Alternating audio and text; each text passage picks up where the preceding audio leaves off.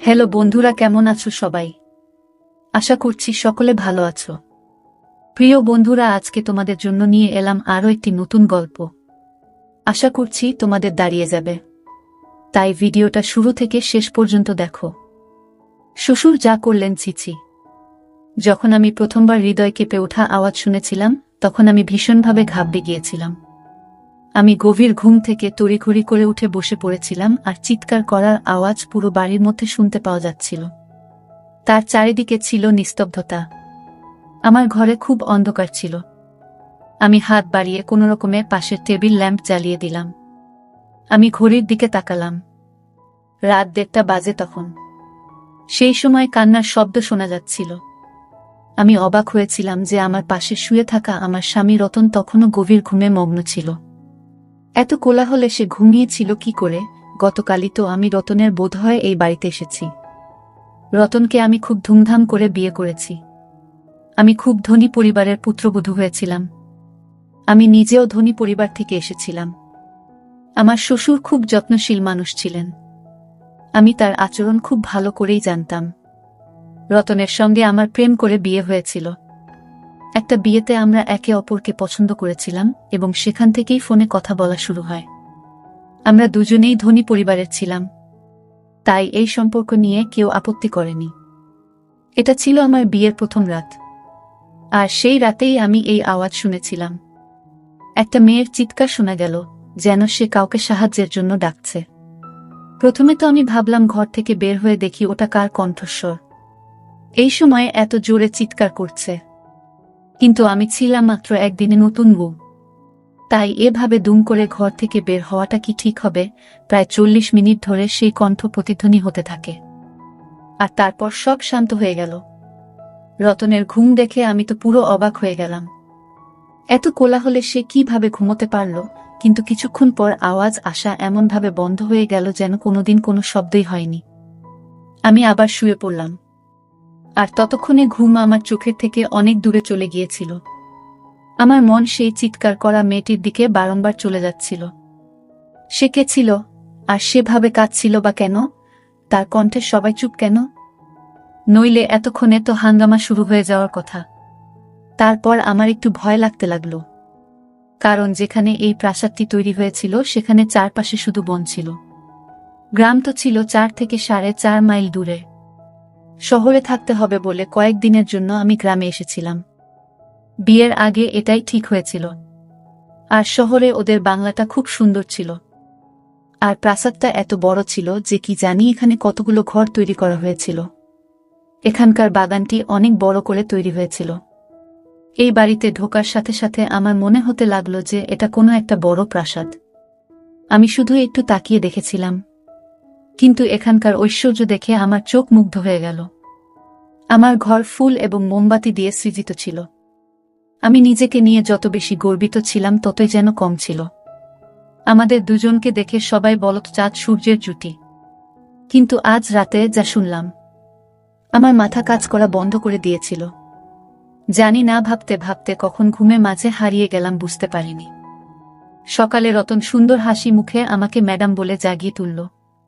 বলতে লাগলো, উঠুন, আপনি শান্তিতে ঘুমাতে পারেন। আমি যখন ধীরে ধীরে চোখ খুললাম দেখলাম সে ইতিমধ্যে উঠে গেছে। রতন বিছানা থেকে উঠে জামাকাপড় বের করেছিল।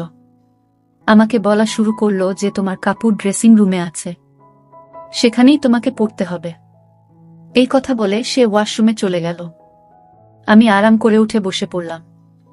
প্রথমে তো আমার এমন মনে হয়েছিল যে গত রাতের কথাটা আমার কোনো বাহানা বা মনের ভুল।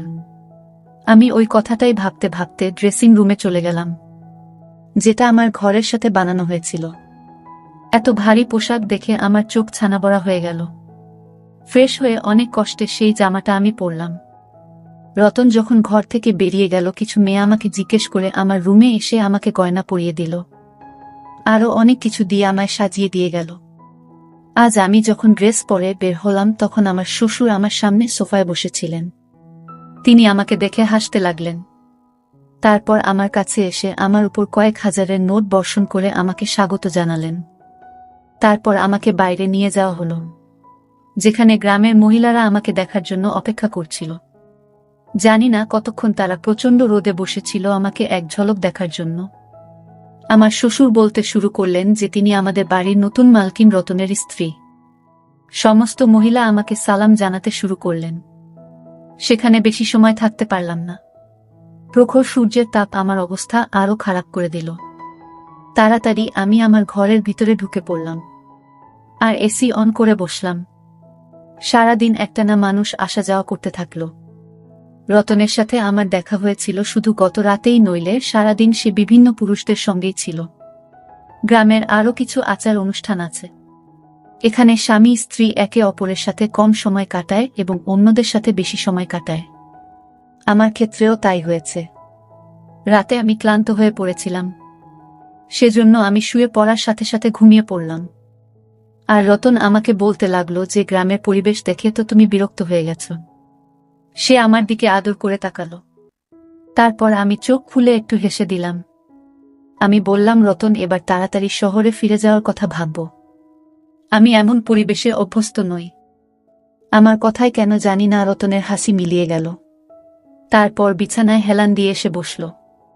বলা শুরু করল, এখন তো সেটা সম্ভব না, কিন্তু আমি চেষ্টা করব। আমি ঘুমিয়ে থাকলেও চোখ মেলে তার দিকে তাকাতে লাগলাম। রতন, আমি 3 দিনের বেশি গ্রামে থাকতে পারবো না। তুমি এটা খুব ভালো করেই জানো। এখানকার পোশাকে, এখানকার জীবনযাত্রায় আমি দম বন্ধ অনুভব করি। অদ্ভুত এক শ্বাসরুদ্ধকর পরিবেশে এখানে আমি থাকতে পারবো না। আমার কথা শুনে সে গভীর চিন্তায় পড়ে গেল। তখন সে একটা সিগারেট বের করে লাইটার দিয়ে জ্বালিয়ে ধূমপান করতে লাগল। আমার ঘুম পেয়েছিল, তাই আমি তাড়াতাড়ি ঘুমিয়ে পড়েছিলাম। রাতে আবার একই শব্দে আমার চোখ খুলে গেল। সেই একটি মেয়ের চিৎকার, নিজেকে বাঁচানোর জন্য সাহায্য চাইছিল সে। আমি সঙ্গে সঙ্গে উঠলাম এবং রতনকেও জাগিয়ে দিলাম।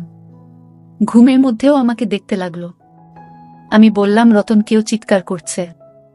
আমার কথায় সে লুকিয়ে চোখ ফিরালো আর বলতে লাগলো কিরকম কণ্ঠ, আমি তো এখানে কোনো শব্দ শুনতে পাচ্ছি না। ওর এই কথা শুনে আমি তো অবাক হয়ে গেলাম। এটা কিভাবে সম্ভব হলো?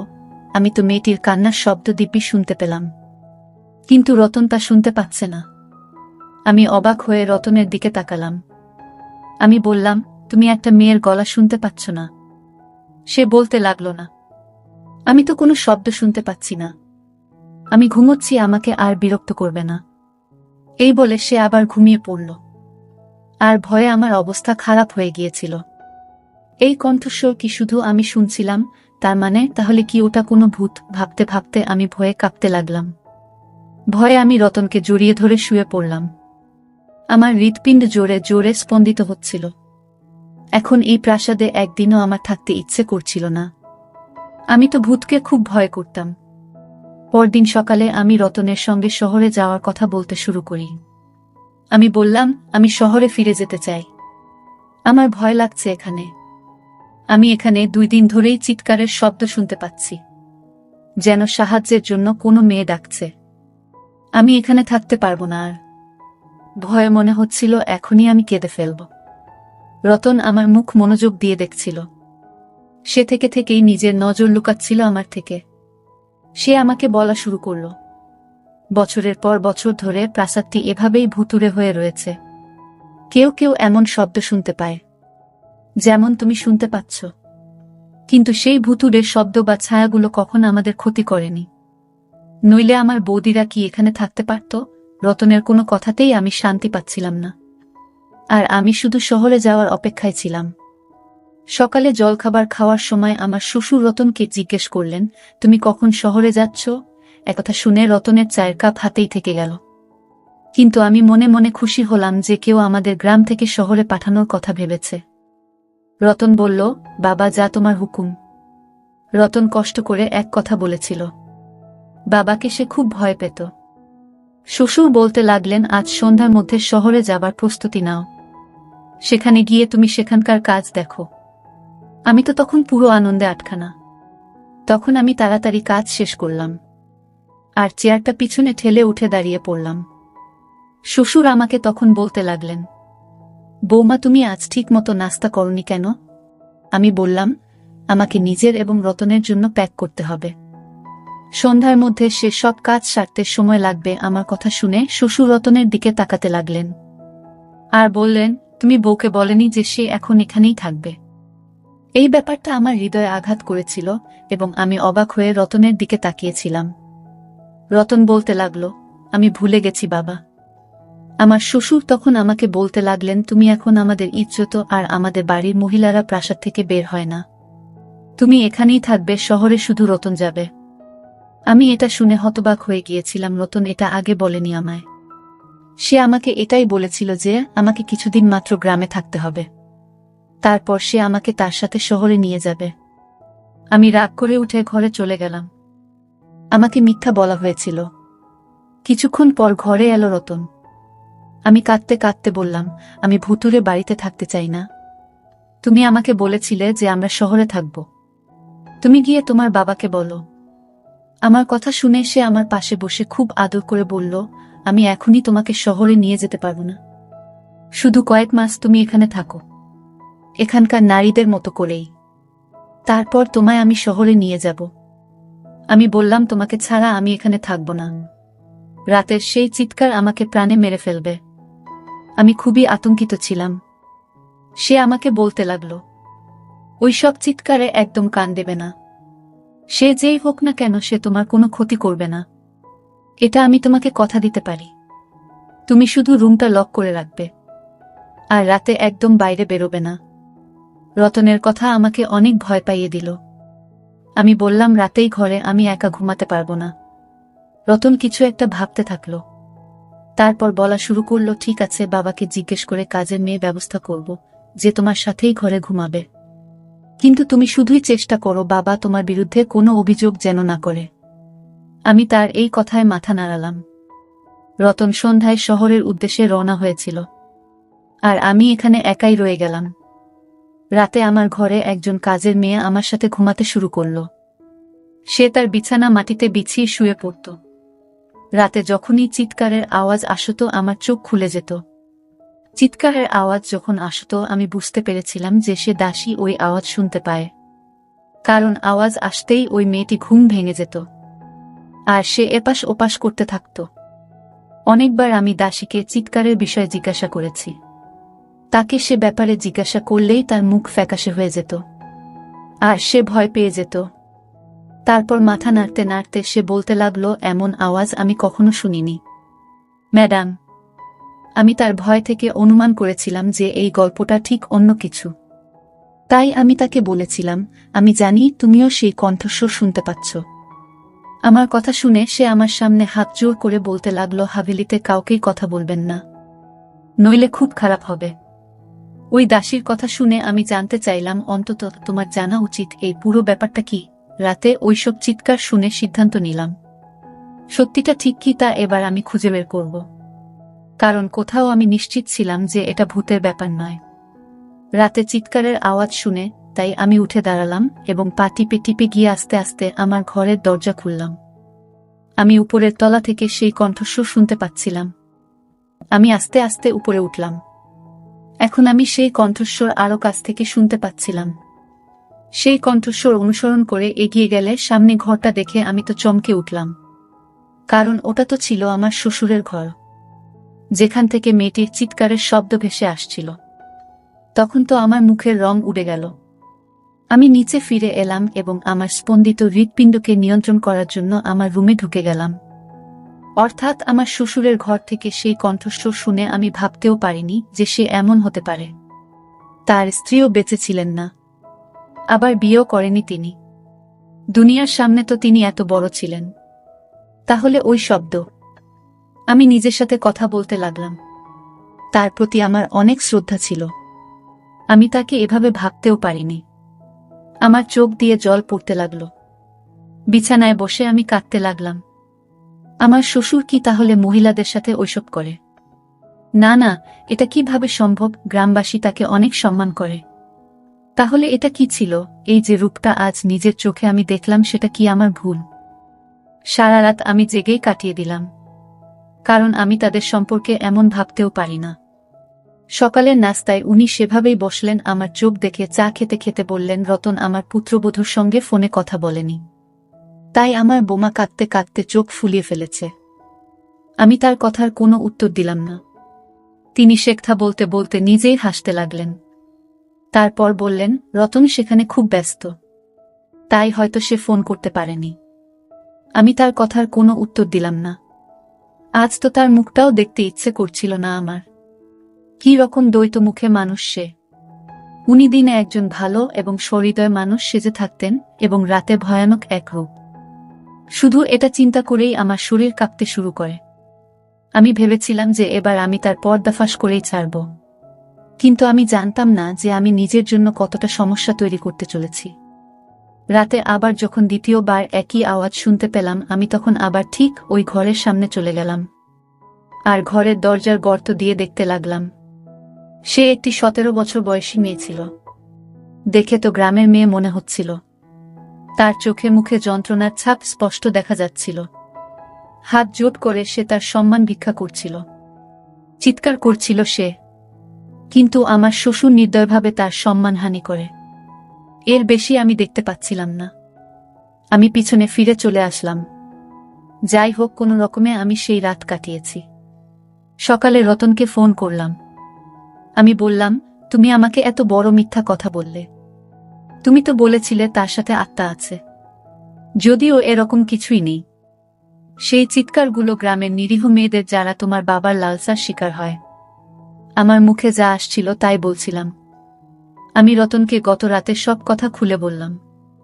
আমার কথা শুনে রেগে গিয়ে সে বলতে লাগলো, মুখ বন্ধ রাখো, যেমন প্রাসাদের সব লোকেরা মুখ বন্ধ রাখে। অন্যথায় মিরাজের ক্ষমতা সম্পর্কে তোমার ধারণা নেই। সে তোমাকে প্রাণে মেরে ফেলবে। তো রতনের কথা শুনে যতই অবাক হলাম ততই যেন কম। তার মানে সে তার বাবার সম্পর্কে সব জানত। ফোনটা আমি বন্ধ করে দিলাম। অশুভ ঘুরতে দেখে সে চুপ করে থাকলো কি করে। আমি শুধু একটি প্রমাণ চেয়েছিলাম, কারণ এখানে এমন কেউ ছিল না যে মিরাজের বিরুদ্ধে একটি শব্দ উচ্চারণ করবে। তাই আমি রাত নামার আগে অসুস্থতার অজুহাত তৈরি করলাম এবং নিজেকে আমার ঘরে বন্দি করে রাখলাম। আমি জানতাম কখন মিরাজ উপরে যায়। তাই আমি আমার পিছনে জানালা দিয়ে বেরিয়ে এলাম এবং পাইপ লাইন ধরে উপরে উঠে গেলাম। সেই সময় মিরাজের ঘরের বাইরে জানালা খোলা ছিল। আমি সেই জানালা দিয়ে সেই ঘরে পৌঁছলাম এবং সেই ঘরটি কোনো নতুন বরের সজ্জিত ঘরের মতোই সাজানো ছিল। আমি সেই জানালার কাছে একটি কোণে লুকিয়ে রইলাম। রাত 1টায় মিরাজ ওই ঘরে এসে সামনের সোফায় বসলেন। কিছুক্ষণ পর তার চাকর একটা মদের বোতল এনে তার সামনে টেবিলে রাখল। মোবাইলের ক্যামেরা আমি অন করলাম। কিছুক্ষণ পর সেই ঘরে একটা 16 বছরের নিষ্পাপ মেয়ে এলো। সে কাঁদছিল। সে বারবার বলেছিল যে সে তার পরিবারের সদস্যদের কাছে যেতে চায়। চাকরটা মেয়েটিকে ধাক্কা দিয়ে ঘরের ভিতরে ফেলে ঘর বন্ধ করে চলে যায়। মিরাজ খুব আরামের সোফায় বসে মেয়েটির অসহায়ত্ব দেখছিল, যে কিনা অঝরে কাঁদছিল। মেয়েটি দরজায় ধাক্কা দিচ্ছিল, নিজেকে বাঁচাতে সাহায্য চাইছিল। তার আর্তনাদ প্রতিধ্বনিত হচ্ছিল প্রাসাদের প্রাণহীন দেওয়ালে। সেখানকার মানুষ এই নৃশংসতার সম্পূর্ণ নীরব ছিল। মেয়েটি দরজা ধাক্কা দিতে দিতে ক্লান্ত হয়ে পড়লে মিরাজের কাছে এসে হাত জোর করে বলতে লাগলো, আমাকে ছেড়ে দিন, আমাকে ছেড়ে দিন মিরাজ সাহেব, আমাকে যেতে দাও। আমি তোমার মেয়ের বয়সী, আমার প্রতি করুণা করো। ওর কথা শুনে শ্বশুর রাগ করে উঠে গেলেন আর ওর চুল ধরে রাগ চোখে তাকিয়ে বললেন, নিচু জাতের মেয়ে, তোমার এত সাহস যে আমার সামনে তুমি কথা বলো। আমি এবার তোকে বলি, আমার সামনে যারা কথা বলে তাদের আমি কি অবস্থা করি। এই বলে সে মেয়েটিকে প্রচণ্ড জোরে মাটিতে ফেলে দিল। তারপর তার পেটে লাথি মারতে লাগল। মেয়েটি যন্ত্রণায় চিৎকার করে উঠল। আর আমি এসব দেখতে পারছিলাম না। জানি না কিভাবে নিজেকে কন্ট্রোল করলাম। আমি ওখানে দাঁড়িয়ে আমি এসব দেখছিলাম। তারপর লোকটি মেয়েটিকে ধরে বিছানায় ছুঁড়ে ফেলল এবং সাথে সাথে সে তার সিগারেট জ্বালিয়ে মেয়েটির মুখে লাগাল। আমিও মেয়েটির চিৎকারের সাথে সাথে চিৎকার করে উঠলাম। মিরাজ সঙ্গে সঙ্গে সেখান থেকে পিছু হতে গিয়ে পিছনে ঘুরতে লাগল। আমার চিৎকার শুনে সে বুঝতে পারল যে ঘরে মেয়েটি ছাড়া অন্য কেউ আছে। সে আমাকে খুঁজে পাওয়ার আগে আমি এক জানালা দিয়ে বাইরে বেরিয়ে গেলাম। কিন্তু সে হয়তো আমাকে দেখে ফেলেছে। আমি পেশাদার গোয়েন্দা তো ছিলাম না, ছিলাম একটা সাধারণ মেয়ে। আমি যে রাস্তা দিয়ে এসেছিলাম সেভাবে নিচে নেমে পড়লাম। কিন্তু আমি ঘরের বদলে প্রাসাদের পেছনে চলে গেলাম। সেখানে গিয়ে লুকিয়ে পড়লাম। পুরো প্রাসাদের একটা হইচই অনুভব করলাম। অনেক পদক্ষেপের শব্দ শোনা গেল। একটা ঘন ঝোপের মধ্যে লুকিয়ে রইলাম আমি। অনেক চাকর টর্চ জ্বালিয়ে আমাকে খুঁজছিল। আমি তো শ্বাস নিতে ভুলে গিয়েছিলাম। আমার ভয় ছিল এখনই আমি বুঝি ধরা পড়ব। কিছুক্ষণ পর ওই চাকররা সেখান থেকে চলে গেল। তারা চলে যাওয়ার সাথে সাথে আমি স্বস্তির নিঃশ্বাস ফেললাম। আমি একটা গাছে উঠতে লাগলাম যেটা এই প্রাচীরের দেয়ালে লেগে আছে। গাছে উঠে দেয়ালের ওপাশে তাকালাম, যেটা ছিল ঘন জঙ্গল। আমি সেখানে ঝাঁপিয়ে পড়লাম। সেই জঙ্গল পেরিয়ে কোথায় পৌঁছাবো জানতাম না, কিন্তু আমি দৌড়তে থাকলাম। সকাল পর্যন্ত দৌড়ালাম। ম্লান আলো আসতে দেখলাম যে রাস্তার কাছে আমি পৌঁছে গেছি। একই সময়ে শহরের দিকে যাওয়ার জন্য একটি বাস যাচ্ছিল। সেই বাসেই বসলাম। সারাটা পথ আমার ওড়না দিয়ে আমি মুখ লুকিয়ে রাখলাম। শহরে পৌঁছানোর সাথে সাথে আমার বাবার বন্ধুর সাথে আমার দেখা হলো, যিনি পুলিশের এসপি ছিলেন। তাকে সেই ভিডিও দেখালাম আমি। আমার কারণে ওই গ্রামেই জঘন্য খেলার গল্প শেষ হয়ে গিয়েছিল। মিরাজের পাশাপাশি রতনও ধরা পড়ে। ওই লোকেরা গ্রামের যুবতী মেয়েদের সঙ্গে অন্যায় কাজকর্ম করে তাদের অন্য দেশে পাঠিয়ে দিত। আমি রতনের থেকে ডিভোর্স নিয়েছিলাম, কারণ এমন একজনের সাথে আমি আমার জীবন কাটাতে পারবো না। কিন্তু আমি খুশি যে আমার কারণে অনেক মেয়ের জীবন রক্ষা পেয়েছে।